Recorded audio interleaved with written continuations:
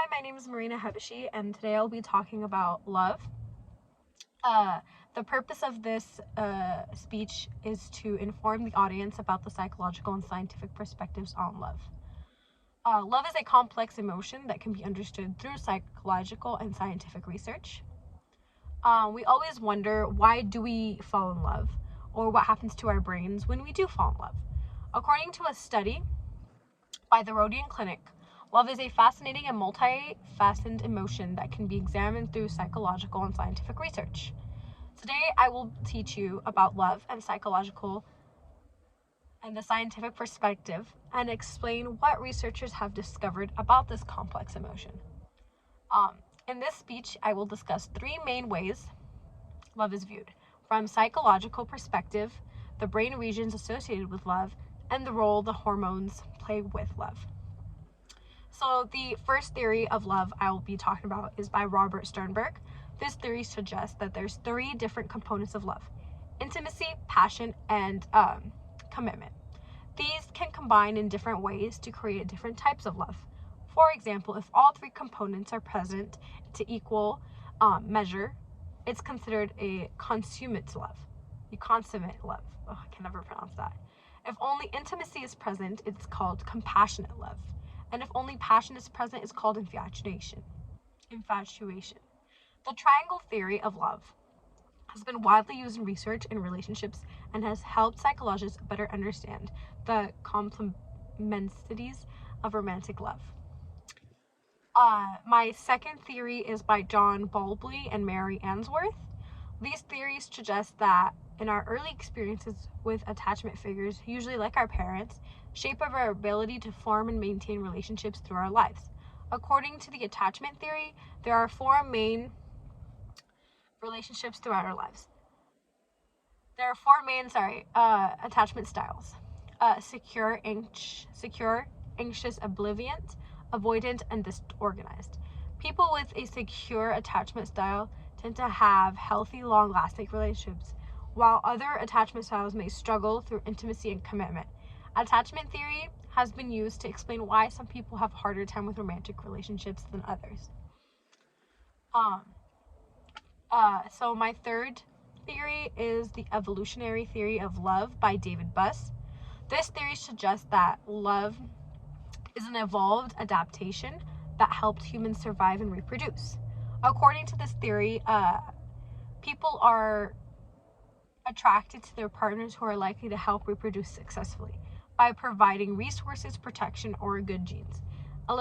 Evolutionary theory has been used to explain why certain traits, and such as physical attractiveness or our social status, has been seen desirable and potential as partners. So for the second point, there are three regions associated with love. There's a prefrontal cortex, there's a I can never pronounce these, ventral tegmental area, and a amygdala. So for the first one, the prefrontal cortex, this region of the brain involved in decision making and goal-directed behavior. It plays a role in forming and maintaining romantic attachments.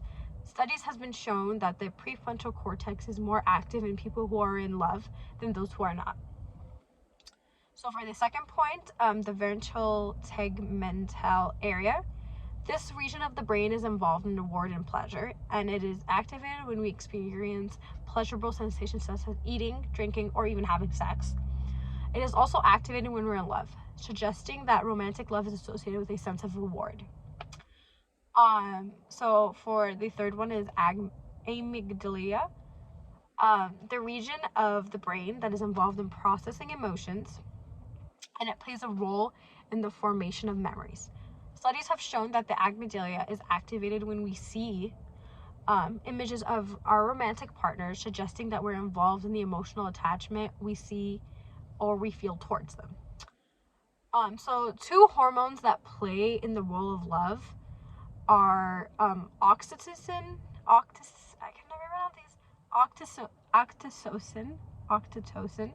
often called the love hormone. Oxytocin is released during physical touch, such as hugging, kissing, or even having sex. It is also involved in the formation of social bonds and may play in a role romantic attachment. For the second hormone, it's dopamine. The neurotransmitter is involved in a reward and pleasure, and it is released when we engage pleasurable activities such as eating, drinking, or having sex.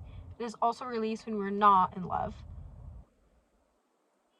When we are in love, suggesting that romantic love is associated with a sense of reward and pleasure.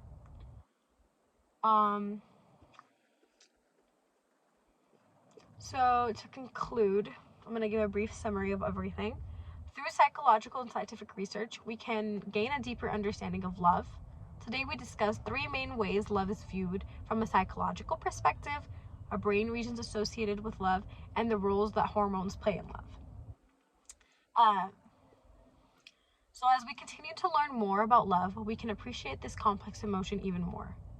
And then my references is the Rick Jordan Clinic Research on Love that was made in 2017. Thank you.